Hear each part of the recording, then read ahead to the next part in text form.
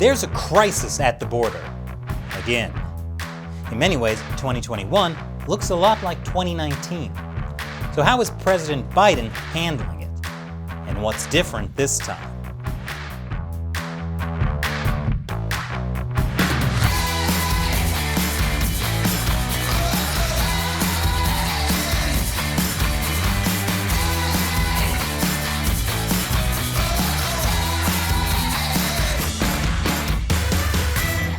Welcome to America Uncovered. I'm Chris Chappell. Be sure to subscribe and click that notification bell on.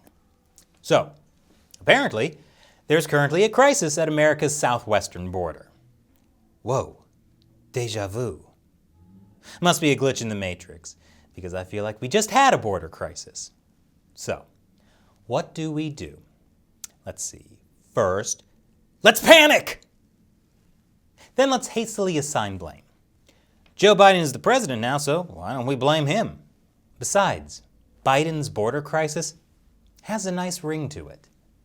Okay, now what else? Oh yeah, create an overly simplistic narrative, especially one that makes for good clickbait. I love overly simplistic narratives. They're equal parts clean, easy, exciting, comforting, and wrong. So forget panicking. Fun though it might be. Let's look at the border crisis a little more closely. First, is it actually a crisis? That's like asking if a hot dog is a sandwich. Some people say yes, some people say no. And most people would rather not think about it. For example, on the one hand, Troy Miller, a senior official from U.S. Customs and Border Protection, says they have experienced an increase in encounters and arrests. This is not new.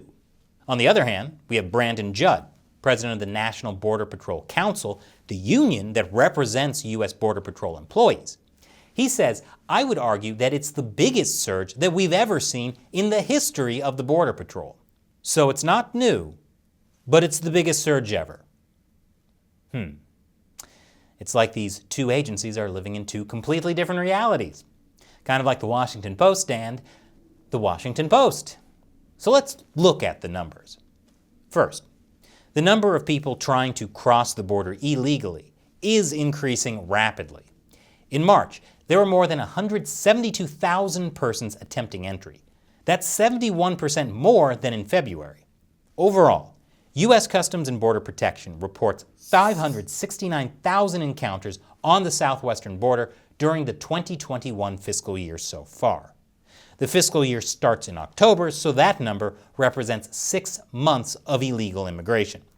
Now for comparison, in the 2019 fiscal year, before the pandemic, there were 851,000 encounters.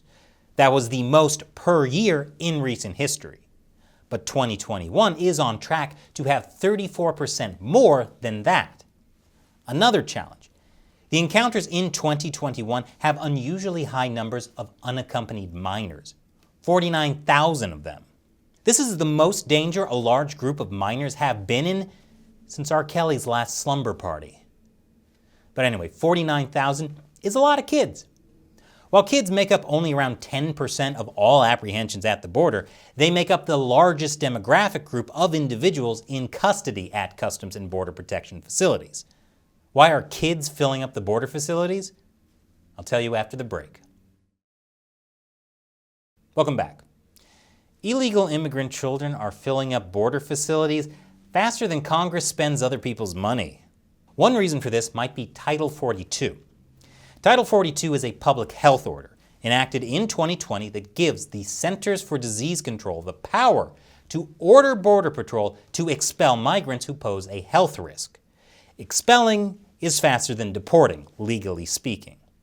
Under President Trump, Title 42 was used to expel large numbers of illegal immigrants. And if Trump's first divorce taught him anything, it's how to quickly get rid of immigrants. But in February, President Biden changed this. He exempted unaccompanied minors from Title 42. So now, all unaccompanied minors are going through longer immigration processing, which might be why, as of April 8th, Health and Human Services was caring for nearly 17,000 unaccompanied minors, while another nearly 4,000 were in Border Patrol custody. Health and Human Services tries to pair unaccompanied minors with sponsors already in the United States. But that takes time. And the faster unaccompanied minors come in, the harder it is to keep up. So there are a lot of illegal immigrants coming across the border, and a lot of them are unaccompanied minors.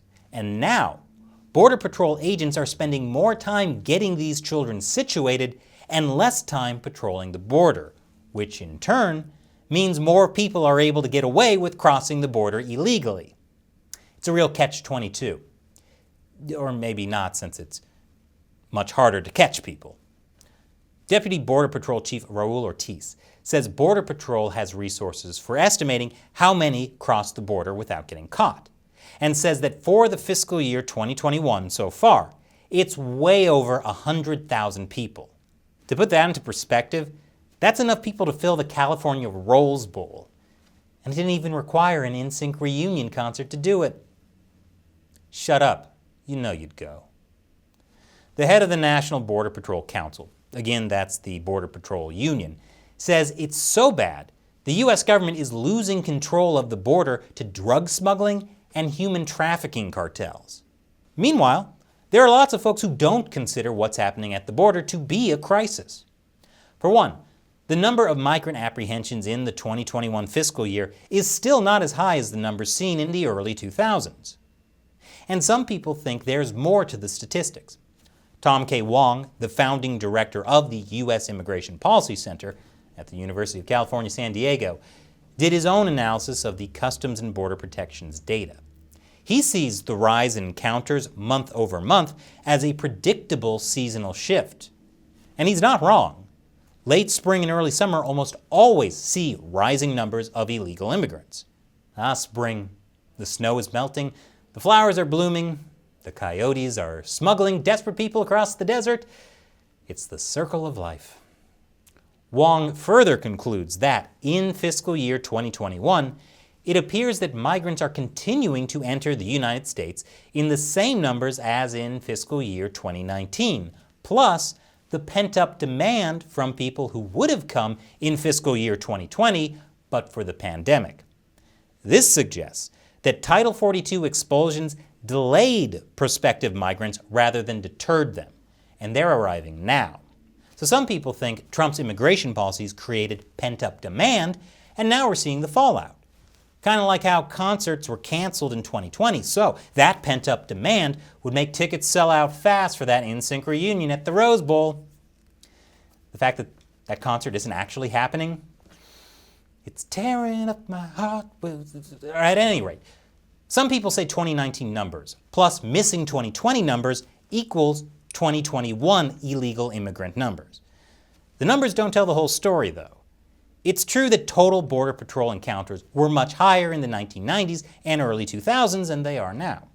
But Brandon Judd from the National Border Patrol Council says those numbers are misleading. Even though we were making 1.5 million arrests, we were actually dealing with about 400 to 500,000 individual people. We were just arresting the same people over and over again. Today, if we make 1.2 million arrests, we're actually dealing with about 800 to 900,000 different people. You just can't trust the numbers, which is what I scream at my scale every morning. So you can see why there are differing views on whether what we're seeing now is more of a crisis than what we had before. But obviously, the most important question we in the media need to be asking is, should we blame Joe Biden?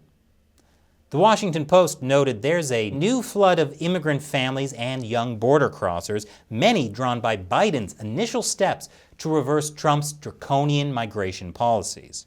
Even the president of Mexico said that many Central Americans see Biden as the migrant president. Biden's response? He'd be flattered. Of course Biden is the migrant president. After all, he has lots of experience with crossing boundaries.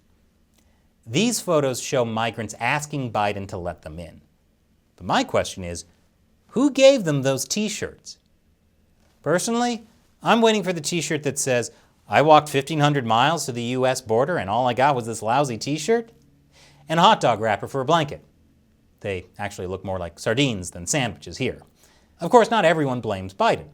Like White House Press Secretary Jen Psaki. She blames Trump. She says the Trump administration left us a dismantled and unworkable system. Like that kid down the street you let borrow your Super Nintendo. I still remember, Cody Johnson. I still remember. But enough with the blame game. Whoever caused it, whatever it is, it's here. So what is the current administration going to do about it? I'll tell you after the break. Welcome back. Regardless of who's to blame, the Biden administration has to deal with the current border crisis. So what are they going to do? Apparently, pretty much the same things as the Trump administration, such as create more shelters for unaccompanied minors, house illegal immigrants in hotels, and even continue construction on the border wall. Another Biden plan is to ask Mexico to keep more migrants, kind of like Trump's Remain in Mexico deal. Especially families, which Mexico wasn't taking, but now they're considering it. I guess you know what they say about the more things change. Meanwhile, completely unrelated to Mexico agreeing to help with immigration enforcement, Biden plans to send Mexico surplus AstraZeneca vaccines. Unfortunately, the Biden administration chose to announce this around the same time many European countries stopped using the AstraZeneca vaccines due to blood clot concerns, which to the very cynical looks bad. But to the very optimistic, it looks also bad. So bad. After all, the AstraZeneca vaccine is awaiting approval by the FDA, so Americans can't use it. But then Europe declared the risks minimal and started using AstraZeneca vaccines again. And now, U.S. officials say the plan to share AstraZeneca vaccines with Mexico and Canada existed before the blood clot scare. So it turns out, maybe it's not so bad?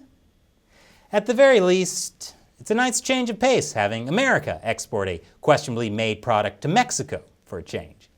Oh, I almost forgot. Speaking of looking bad, there is one other thing the Biden administration has been doing, or rather, not doing.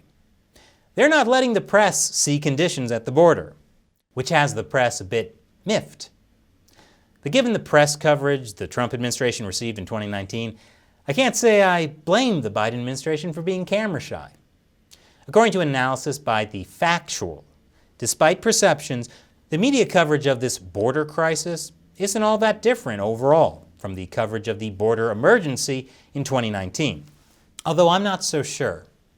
This article in the Washington Post says Biden's young administration was faced with a new flood of immigrant families and young border crossers, which is a lot softer than their language saying Trump lashed out at the Mexican government with tariff threats. Meanwhile, Biden had to take steps to reverse Trump's draconian migration policies, even though many of the policies are the same policies.